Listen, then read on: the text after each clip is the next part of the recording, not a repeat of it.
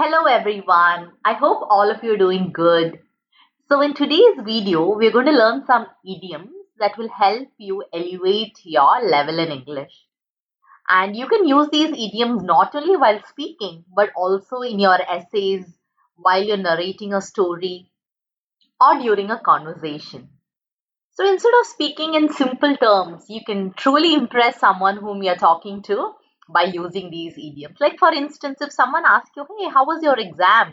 You can say, "Oh, that was a piece of cake." So instead of saying it was easy, you can just say it was a piece of cake. Or imagine you visited an exhibition and someone asks you, "Hey, how was the exhibition?" So you can say, "Oh, everything there costed an arm and a leg." So instead of saying everything was really expensive, you can say it costed an arm and a leg. So that way, you can use all these idioms during daily conversations. So let's begin. Okay, so the first one is it's raining cats and dogs. So it doesn't mean literally that it is raining cats and dogs like how you can see in this image here. It's raining cats and dogs means it's raining heavily. So there is a heavy downpour.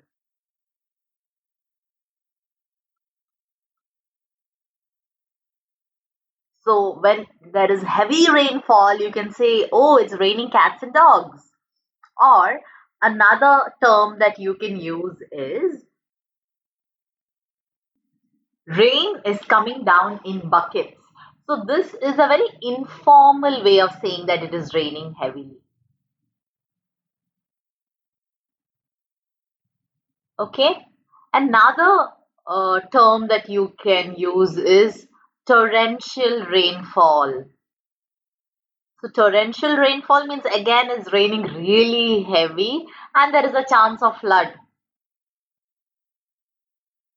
Another informal way of saying it's raining heavily is the rain was coming down in sheets. Okay, so here we have learned it's raining cats and dogs. There is a downpour. The rain is coming down in buckets. There is torrential rainfall. And another one is the rain was coming down in sheets. Okay, so the next time it rains heavily or there's a downpour, you know what to say.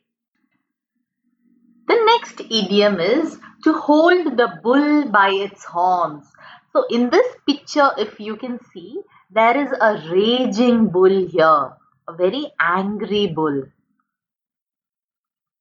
And imagine if you had to hold the horns of this bull. So the idiom here means to be brave in a dangerous or in a frightening situation. So already this raging bull is a terror. So if you are tackling a very dangerous situation or a frightening situation in a brave manner, then we say to hold the bull by its horns. So imagine you have to talk about a time where you became brave. So you can say that I've had stage fright since my childhood. But then I thought now it is time for me to hold the bull by its horns and I decided to confront my fears. Or another example is I decided to take the bull by the horns and talk to my boss who was doing partiality at work. Or you can say who was guilty of gender discrimination. So anywhere where you have tackled a very dangerous or a scary situation in a brave manner, you can use this idiom. The next one is to burn the midnight oil. So here, burning the midnight oil means if someone studies or works late into the night, we can say that the person is burning the midnight oil. So many of us burn the midnight oil on the previous day of the examination, don't we? So if someone asks you, "Wow, you have achieved such great scores. So how did you do it?" So you can say that I worked tirelessly and I burnt the midnight oil for a very long time. And all this contributed to me getting good scores. Or if you want to motivate someone, you can say that you have to work hard. Nothing comes easy in life. We have to burn the midnight oil and give in our best to achieve success. So if you study late or work until late in the night, it is called burning the midnight oil. The next one is a feather in the cap. So if you have had an achievement that you are proud of, you can say I've added a feather in my cap. So let me tell you the story of how this idiom came about so that you can remember it.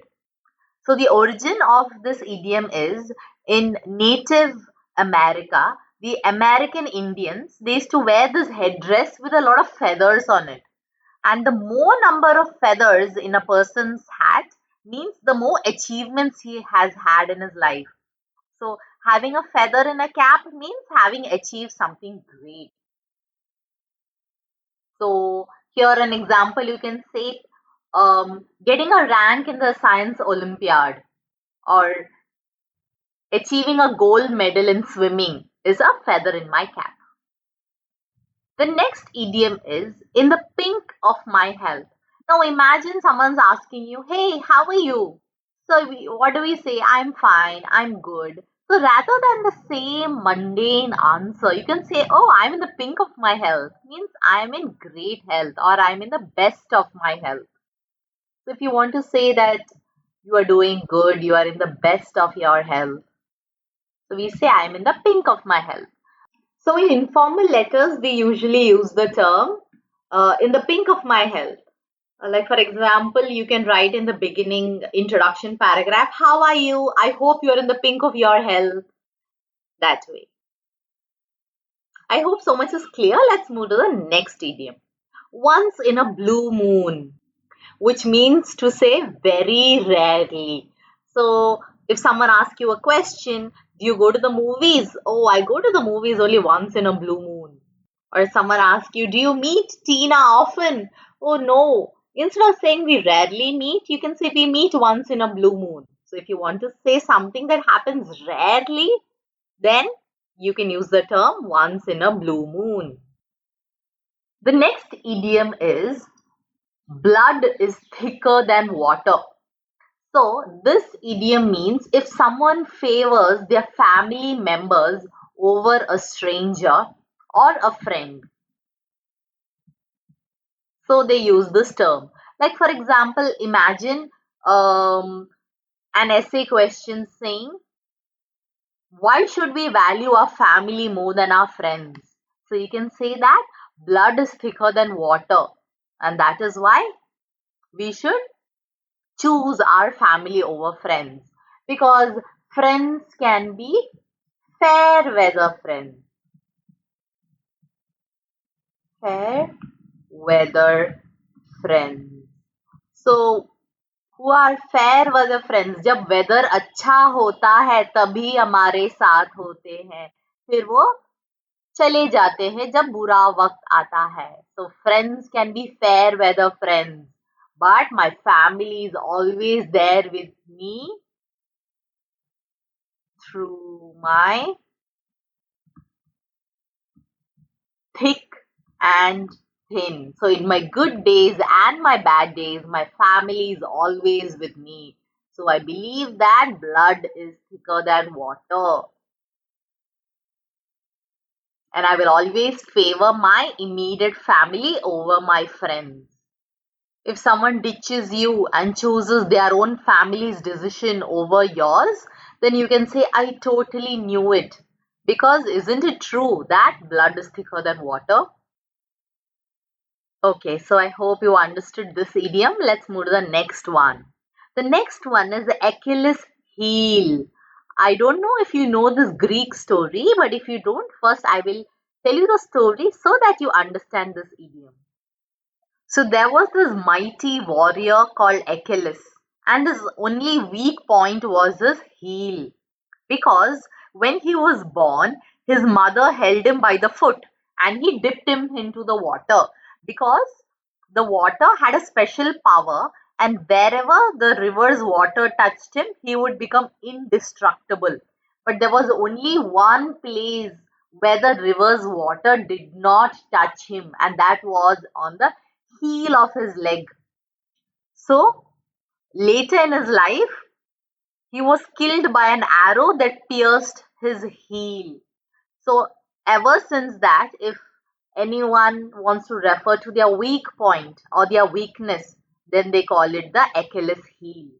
Because he was a very great warrior and his only weak point was the heel. So if you had to kill him, that was the only spot. So you can say, I do really well in science and history, but maths is my Achilles heel. She was a very great friend of mine, but the desire for fame and publicity became her Achilles heel.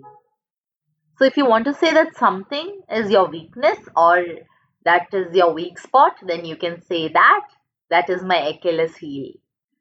The next idiom is cold feet. So when you have the fear of doing something, you can say that person has cold feet. Now, some people have cold feet on the previous day of their marriage.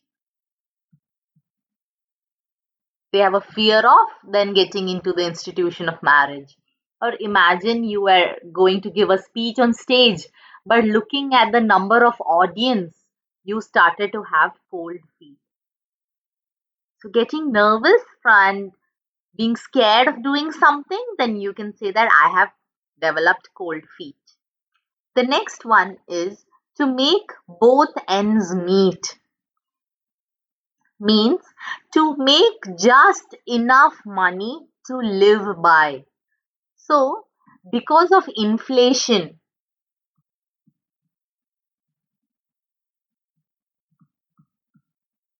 in the prices of goods, it is getting very difficult to make both ends meet. Or you can say that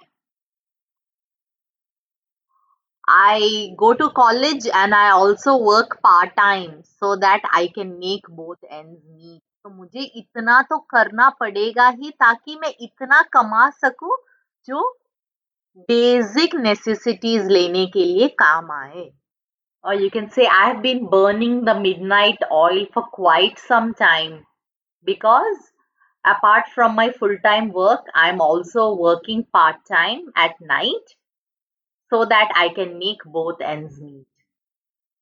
Looking at the present scenario, it becomes mandatory that both the husband as well as the wife works, because if only the husband is working, it gets difficult to make both ends meet. So these are some examples I'm giving you so that you can understand how and where to use these idioms. Okay, so that was the end of this video. I hope you got to learn a lot of new words and phrases, and I really hope you use them. And also, I just want to remind you, if you aren't a subscriber yet, what are you waiting for? Please subscribe so that you don't miss any important videos. And I promise that I will leave no stones unturned to make sure that you do very well in your examination. Thank you and God bless.